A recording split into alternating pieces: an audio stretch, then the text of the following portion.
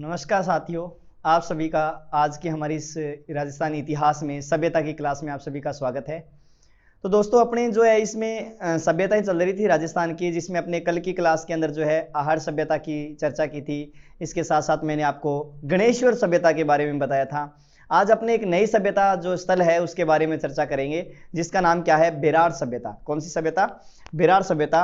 ये बेरार सभ्यता जो है वो आपके पड़ती है कहां पर? जयपुर। जयपुर के कौन से उपखंड में? शाहपुरा उपखंड में पड़ती है। कौन से? शाहपुरा उपखंड के अंदर जो है एक सभ्यता स्थल है जिसका नाम है बेराट। लगभग जयपुर से ये 85 किलोमीटर दूरी पर है।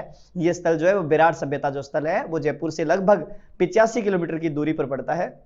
बेरार सभ्यता, जयपुर शाहपुरा उपखंड आएगा इसका, ठीक है। और जो बेरार सभ्यता है वो किस नदी के किनारे है? तो ये जो बेरार सभ्यता है इसमें अगर आप नदी की बात करें तो नदी आएगी, कौन सी नदी है?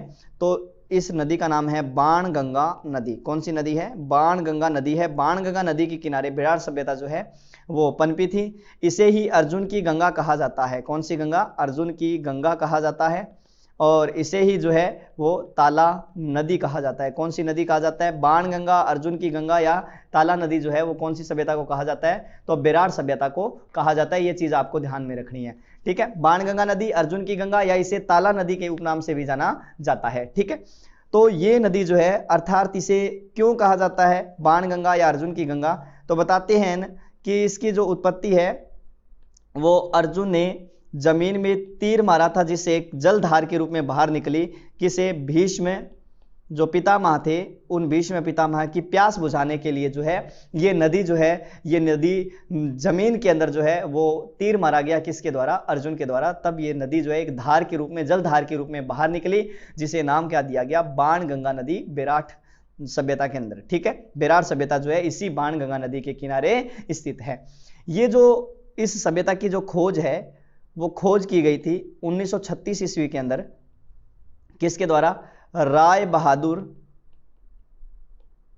दयाराम साहनी के द्वारा। राय बहादुर दयाराम साहनी के द्वारा 1936 में इस सभ्यता की खोज की गई थी। कौन सी सभ्यता है ये? तो बेरार सभ्यता। बेरार सभ्यता की खोज कब की गई? 1936 के अंदर राय बहादुर दयाराम साहनी के द्वारा। और इसका जो उत्खनन कार्य है वो 1962-63 में, उत्खनन कार्य इसका 1962-63 में नील रतन बनर्जी व कैलाश दीक्षित के द्वारा किया गया। किसके द्वारा? कैलाश दीक्षित के द्वारा किया गया था। तो इसके उत्खनन का कार्य भी किसने किया है? नील रतन बनर्जी और कैलाश दीक्षित के द्वारा किया गया था। कौन सी सभ्यता का? बेरार सभ्यता का उत्खनन का कार्य, ठीक है ना। तो मैं थोड़ा सा आपको जो है अपने बेरार सभ्यता जो स्थल है उसका जो है फोटो दिखा देता हूं कि बेरार सभ्यता जो स्थल है वो कैसा है। तो अपने इसके अंदर देखते हैं। तो दोस्तों ये देखो अपने इमेज ऐड की है, तो ये पूरा का पूरा जो है ये कौन सा स्थल है? बेरार सभ्यता स्थल है। कौन सा स्थल है? बेरार सभ्यता स्थल है। तो बेरार सभ्यता स्थल देखो किस तरह से यहाँ पर अवशेष मिले अपने, किस तरह से जो है इसकी जो है खुदाई की गई है, किस तरह से ये चारों ओर जो है चार दीवारी के अवशेष मिले, किस तरह से यहाँ पर जो अलग अलग पहाड़ियों की खुदाई की गई है। तो ये ऊंची पहाड़ी है, इसकी खुदाई करने के बाद में ये सभ्यता स्थल जो है वो आपके सामने है। कौन सा है? बेरार सभ्यता स्थल। अब इसके बाद में अगर इसके आगे चर्चा करें तो यहाँ पर जो अवशेष हैं वो अवशेष किस किस काल के मिले हैं या किस चीज के मिले हैं, तो आपको ध्यान रखना है। सबसे पहली बात तो यहाँ पर जो है महाभारत काल के अवशेष मिले हैं। कौन से काल के? महाभारत काल के अवशेष मिले हैं, ठीक है। इसके अलावा यहाँ पर जो है वो मौर्य काल के अवशेष मिले हैं। कौन से काल के? मौर्य काल के अवशेष मिले। इसके अलावा यहाँ पर जो है वो मध्य काल के अवशेष मिले। कौन से काल के? मध्य काल के अवशेष मिले। मध्य काल के अवशेष अर्थात यहाँ पर जो है अकबर के काल की, किसके काल की? अकबर के काल की क्या मिली है? टकसाल मिली है।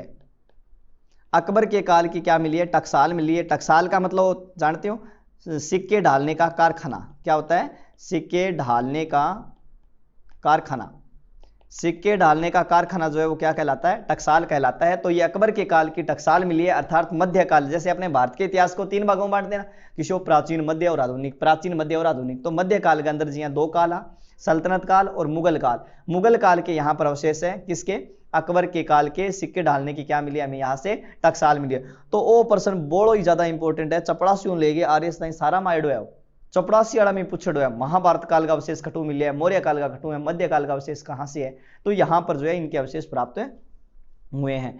तो इस क्षेत्र के अंदर जो खुदाई है वो खुदाई किस किस क्षेत्रों से मिली है, खुदाई किस किस क्षेत्रों से हुई है, तो यहाँ पर एक तो खुदाई की गई है बीजक की डूंगरी से। कौन सी डूंगरी? बीजक की पहाड़ी, डूंगरी पहाड़ी को कह सकते हो आप, बीजक की पहाड़ी, ठीक है। इसके अलावा यहाँ पर जो है महादेव की पहाड़ी, महादेव की डूंगरी, महादेव की डूंगरी के अलावा यहाँ पर भीमसेन की डूंगरी, कौन सी? भीमसेन की डूंगरी। इसके अलावा गणेश डूंगरी, गणेश डूंगरी। इसके अलावा भोमली की डूंगरी, भोमली की पहाड़ी। ये इतनी जो जगह है यहाँ पर, इन्हीं सभी जगहों पर क्या की गई है? खुदाई की गई है। बीजक की पहाड़ी है, महादेव की पहाड़ी है, भीमसेन की पहाड़ी है, गणेश डूंगरी है, भोमली की डूंगरी है। इन सभी क्षेत्रों पर यहाँ पर क्या की गई थी? खुदाई की गई थी। इन खुदाई के दौरान ही जो है हमें यहाँ से बहुत सारे क्या मिले हैं? अवशेष मिले हैं। सबसे पहले अपने अवशेषों में चर्चा करते हैं। तो सबसे पहले अपने किस पहाड़ी की तरफ चलते हैं? तो सबसे पहले अपने हेडिंग डालते हैं जिसका नाम क्या है? बीजक की पहाड़ी, बीजक की डूंगरी। क्या नाम है? बीजक की डूंगरी। तो ये बीजक की डूंगरी है। यहाँ पर सबसे पहले अपने अवशेषों की जो है वो चर्चा करते हैं। भी बीजक की पहाड़ी से कौन कौन से अवशेष मिले हैं? तो सबसे पहली बात तो ध्यान रखना, यहाँ पर खुदाई का कार्य जो है 1837 ईस्वी में कैप्टन बर्ट के द्वारा किया गया था। किसके द्वारा? कैप्टन बर्ट, बर्ट आ जाए या रॉबर्ट आ जाए, इसके द्वारा जो है यहाँ पर जो है खुदाई की गई और एक शिलालेख प्राप्त किया गया, एक शिलालेख प्राप्त किया गया जिसका नाम है भाब्रू का शिलालेख। कौन सा? भाब्रू का शिलालेख। यहां पर एक शिलालेख प्राप्त हुआ जिसका नाम क्या है? भाब्रू का शिलालेख प्रथम। अर्थात ये भाब्रू का शिलालेख जो है वो किसका है? अशोक के काल का शिलालेख मिला है जिसका नाम है भाब्रू का शिलालेख प्रथम, इसको नाम दिया गया है। और ये जो भाब्रू का जो शिलालेख मिला है, जैसे मान लो ये इस तरह से शिलालेख है, जैसे अपने मान लिया कि ये इस तरह से शिलालेख है, एक शिलालेख हमें प्राप्त हुआ है।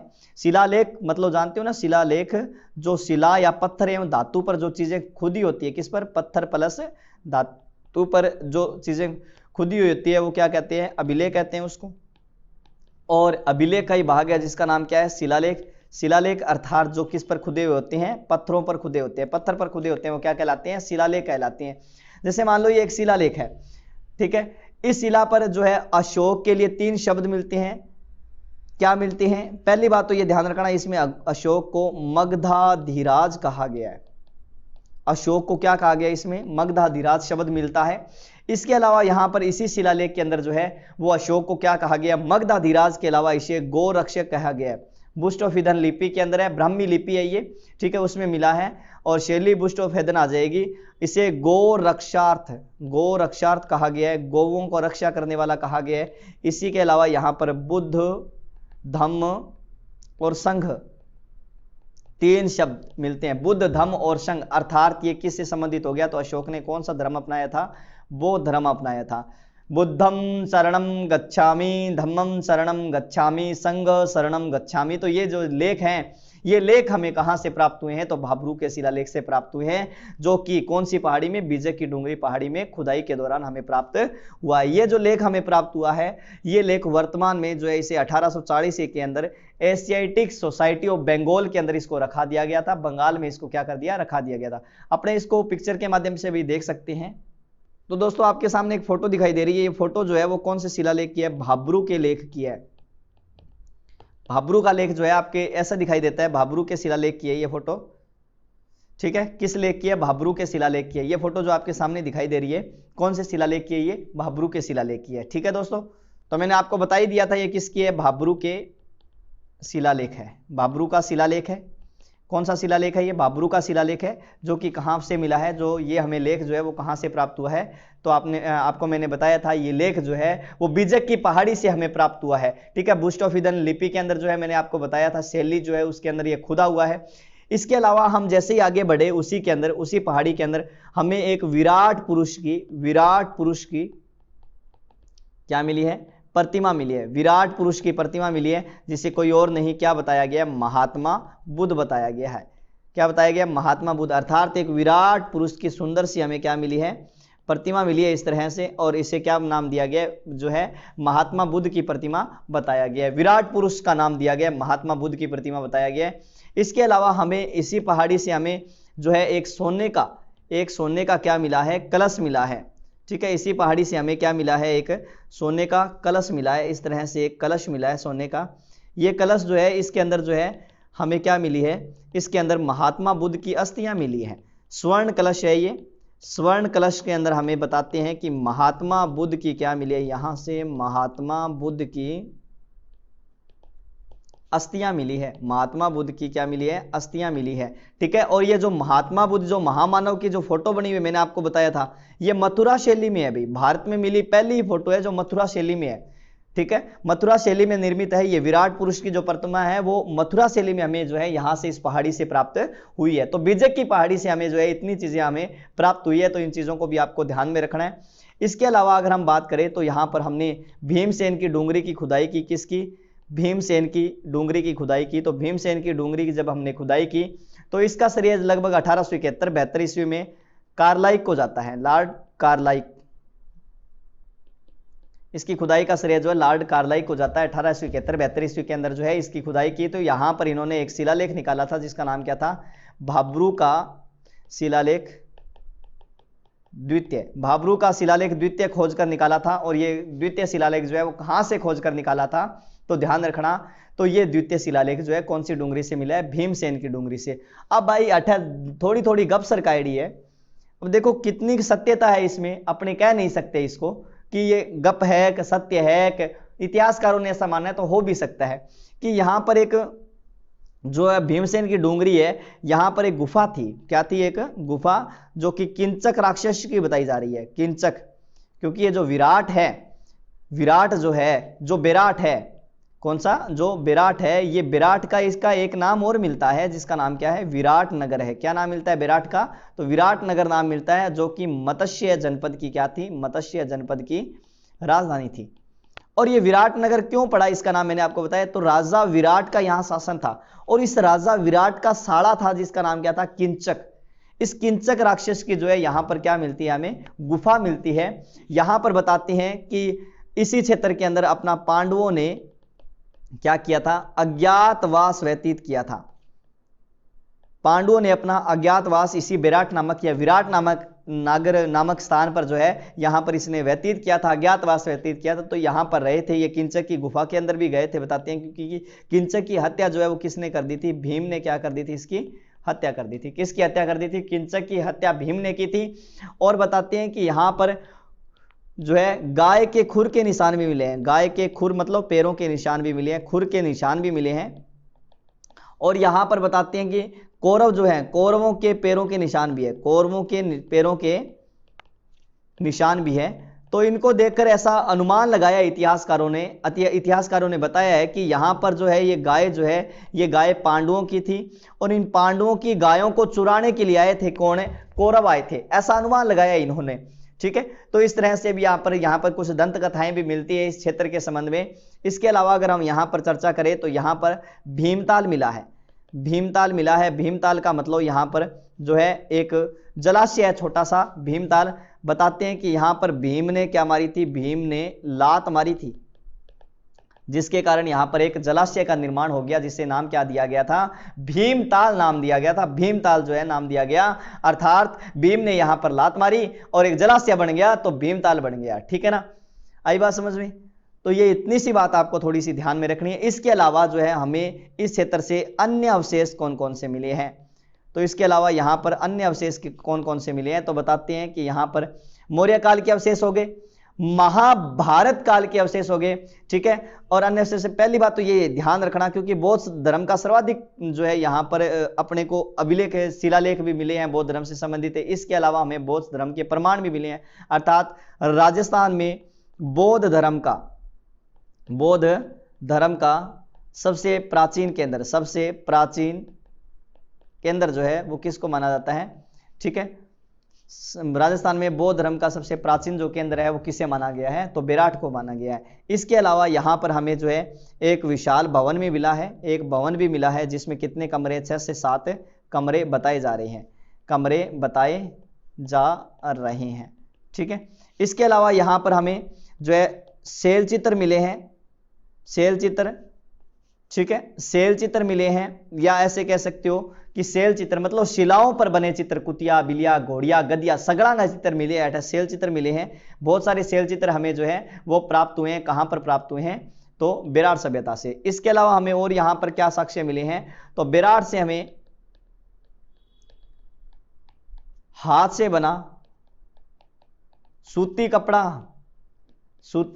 कपड़े का टुकड़ा मिला है। ध्यान रखना, राजस्थान में सूती कपड़े का हाथ से बुना दो जगहों से टुकड़े मिले हैं, एक तो बेराट से, एक दूसरा बालाथल सभ्यता जो है उदयपुर में, वहां से प्राप्त हुए हैं। इसके अलावा हमें एक कपड़े में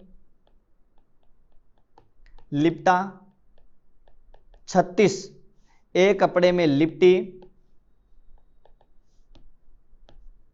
36 मुद्राएं मिली है। 36 क्या मिली है? मुद्राएं मिली है, जिसमें जो 28 मुद्रा है, 28 मुद्रा इंडो ग्रीक है। क्या है? Indo Greek. इंडो ग्रीक का मतलब हो गया भारतीय यूनानी मुद्रा है, अर्थात यूनानियों ने जो है अपने दोनों लिपियों के मिश्रण से जिस नई मुद्रा बनाई है, ठीक है, उसे इंडो ग्रीक का नाम दिया गया है। और 8 मुद्राएं जो है वो कौन सी है? पंचमार मुद्राएं हैं। पंचमार का मतलब ये विशेषता कौन सी होती है? चांदी की मुद्राएं होती है, लेकिन इसका आकार कोई निश्चित नहीं होता। जैसे मान लो बेडोल मुद्राएं होती है, ये इस तरह से बेडोल मुद्राएं होती है, ऐसे ठप्पा, मतलब ऐसे ठप्पा मार के, ऐसे ठप्पा मार के जो है मुद्राओं को बना दिया जाता है, तो पंचमार मुद्राएं ऐसे मारते हैं, तो पंचमार मुद्राएं, या इन्हें ही क्या कहा जाता है? आहत या पंचमार मुद्राएं कहा जाता है। तो इंडो ग्रीक, इसमें से जो इंडो ग्रीक मिली है ना, इसमें 16 मुद्राएं हमें क्या मिली है? यूनानी मिली है, यूनानी मुद्राएं हैं ये। और मतलब इंडो ग्रीक है, और इसमें यूनानी जो शासक था उसका नाम है मिनांडर। इस मिनांडर की यही है 16 मुद्राएं, जो आर्यस परी सन 2018 का प्रश्न भी रहा था। 16 यूनानी, मिनांडर की 16 यूनानी मुद्राएं भी मिली है हमें। कहां से मिली है ये? हमें बेराट सभ्यता से मिली है। कहां से मिली है? हमें बेराट सभ्यता से मिली है। और ध्यान रखना एक बात और, कि ये जो बेराट सभ्यता है, बेराट सभ्यता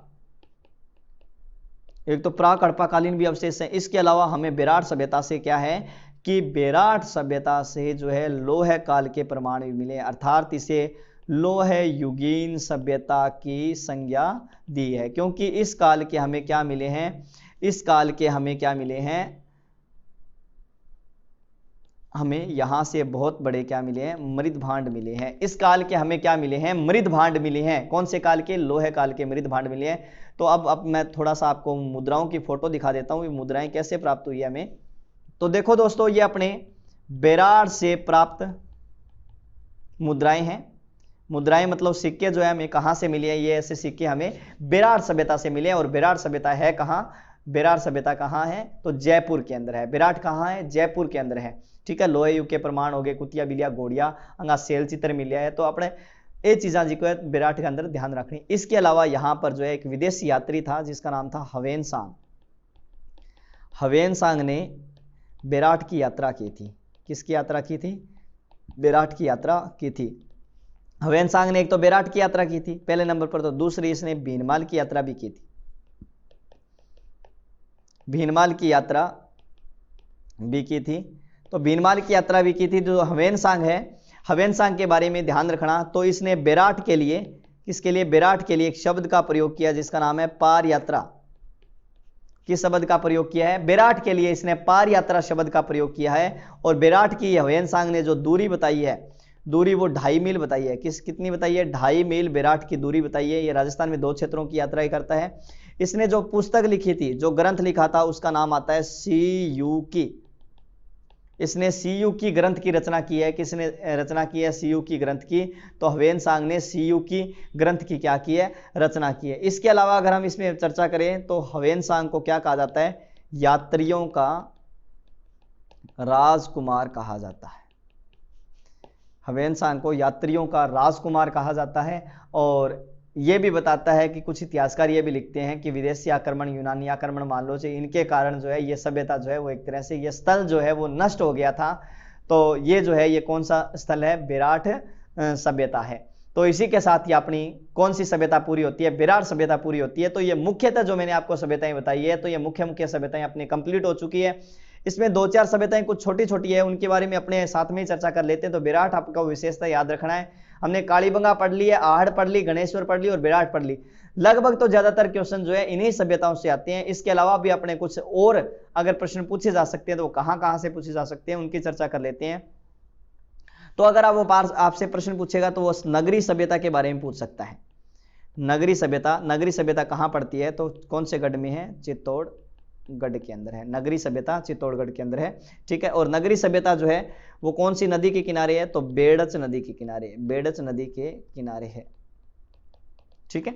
इसका जो प्राचीन नाम है नगरी, प्राचीन नाम मध्यमिका कह सकते हो, मध्यमिका, मजबिका कह सकते हो, और इसके क्या कह सकते हो, मेदपाट के नाम से भी इसे जाना जाता है, ठीक है। और यह मध्यमिका जो है वो कौन से की, सीवी जनपद की क्या था, राजधानी था।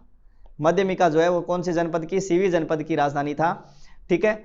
मध्यमिका से हमें क्या मिले हैं, चांदी के सिक्के प्राप्त हुए हैं, यहां से चांदी के क्या मिले हैं, सिक्के मिले हैं, ठीक है। इन चांदी के जो सिक्के मिले, जैसे मान लो चांदी के सिक्के हैं, तो इन चांदी के सिक्कों पर जो है वो मजमिकाए, मजमिकाए सीवी जनपदस्य, जनपदस्य ये शब्द अंकित है, मजमिकाए सीवी जनपदस्य। तो मध्यमिका से या मजमिका से नगरी चित्तौड़गढ़, मध्यमिका से जो भी सिक्के मिले हैं उन सिक्कों पर सीवी जनपदस्य मतलब मध्यमिकाए सीवी जनपदस्य शब्द अंकित है, ध्यान रखना। और इस नगरी का उल्लेख जो है, जो नगरी सभ्यता है, इस नगरी सभ्यता का उल्लेख की बात करें तो एक तो ध्यान रखना महाभारत में मिलता है, और महाभारत किसने लिखी थी, वेद व्यास ने। और मध्यमिका शब्द का उल्लेख जो है वो महाभारत में महाभाष्य में मिलता है, किसमें, महाभाष्य में, जो किसने लिखी थी, पतंजलि ने लिखी थी। किसने लिखी थी, पतंजलि ने लिखी थी। महाभाष्य महाभारत और अष्टाध्यायी में मिलता है, अष्टाध्यायी, और अष्टाध्यायी किसकी है, पाणिनि की है, पाणिनि की अष्टाध्यायी में मिलता है। तो ये उल्लेख जो है वो अलग अलग जो है इनमें मिले हैं, तो आपको इस चीज का भी ध्यान रखना है। महाभारत, महाभाष्य और अष्टाध्यायी, महाभारत वेदव्यास जी का है, महाभाष्य पतंजलि का है, और अष्टाध्यायी किसका है, पाणिनि का है। इसके अंदर जो है हमें इनके जो है बारे में जानकारी मिलती है। इसके अलावा जो है इसका सर्वप्रथम उत्खनन का कार्य बताएं तो ध्यान रखना है 1904 ईस्वी के अंदर सर्वप्रथम डॉक्टर D.R. भंडारकर के द्वारा किया गया था। किसके द्वारा, doctor D.R. Bhandarkar, doctor D.R. Shri यूत देवदत्त रामकृष्ण भंडारकर इनका पूरा नाम है। इसके द्वारा जो है इनका क्या किया गया, श्री यूत देवदत्त रामकृष्ण भंडारकर, इनके द्वारा इनका क्या किया गया, उत्खनन का कार्य किया गया है, ठीक है ना। इसमें जो है इस सभ्यता से 4 चक्राकार कुएं मिले हैं,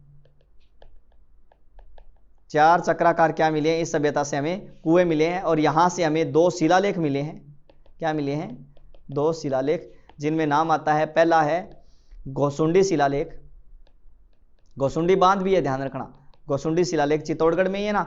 और दूसरा हाथी बरकला शिलालेख, कौन सा है, हाथी बरकला शिलालेख, ठीक है। दोनों शिलालेखों की जो खोज है वो खोज 1887 ईस्वी में श्यामल दास दधिवाड़िया के द्वारा की गई थी। दधिवाड़िया जो कि भीलवाड़ा के रहने वाले थे, श्यामल दास दधिवाड़िया, इनके द्वारा इन शिलालेखों की जो है खोज की गई थी, ठीक है ना। जो सज्जन सिंह के दरबार में थे, ये ध्यान रखना, ये श्यामल दास दधिवाड़िया जो है वो किनके दरबार में थे, सज्जन सिंह के क्या थे, दरबारी माने जाते हैं, ठीक है ना। और ये शिलालेख जो है तीसरी शताब्दी ईसा पूर्व के हैं, और जो कि यहां पर वैष्णव धर्म के बारे में जानकारी देते हैं। कौन से धर्म के बारे में, वैष्णव धर्म के बारे में जानकारी देते हैं। अर्थात राजस्थान में वैष्णव धर्म का सबसे प्राचीन केंद्र, क्योंकि यहां पर वैष्णव धर्म का जो है मंदिर भी मिला है, तो राजस्थान में वैष्णव संप्रदाय का, एक तो ध्यान रखना, राजस्थान में वैष्णव संप्रदाय का सबसे प्राचीन मंदिर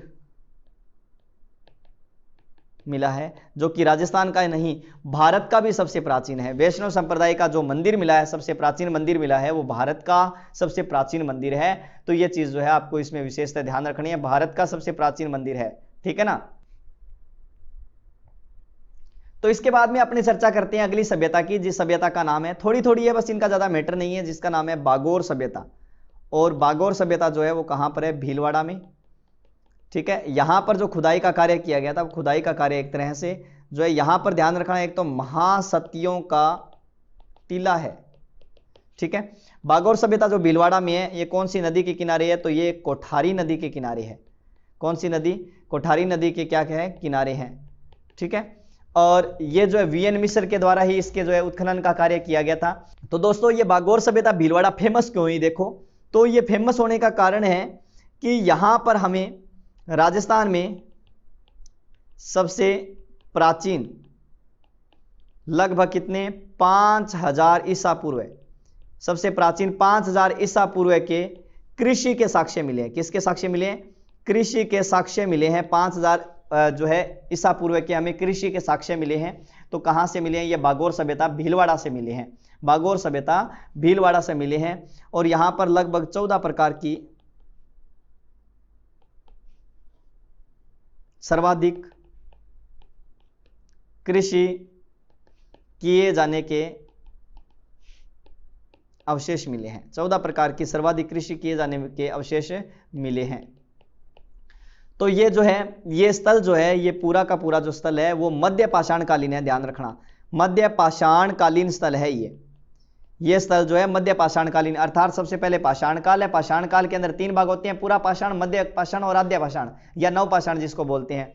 तो मध्य पाषाण कालीन के जो अवशेष हैं वो कहां से मिले हैं? तो ये जो आपकी बागोर सभ्यता भीलवाड़ा यहां से मिले हैं और यहां पर पत्थर से बने जो है उपकरण मिले हैं, हथियार मिले हैं, पत्थर से बने उपकरण मिले हैं, हथियार मिले हैं। इसीलिए इसको क्या कहा जाता है? आदिम संस्कृति का क्या कहा जाता है? संग्रहालय कहा जाता है। आदिम संस्कृति का इसे संग्रहालय कहा जाता है। किसको कहा जाता है? विराट को कहा जाता है, सॉरी माफी चाहता हूं, आदिम संस्कृति का संग्रहालय कहा जाता है। किसको कहा जाता है? बागोर सभ्यता भीलवाड़ा को कहा जाता है। इसके अलावा जो बागोर सभ्यता है, बागोर सभ्यता से हमें जो है एक कंकाल मिला है।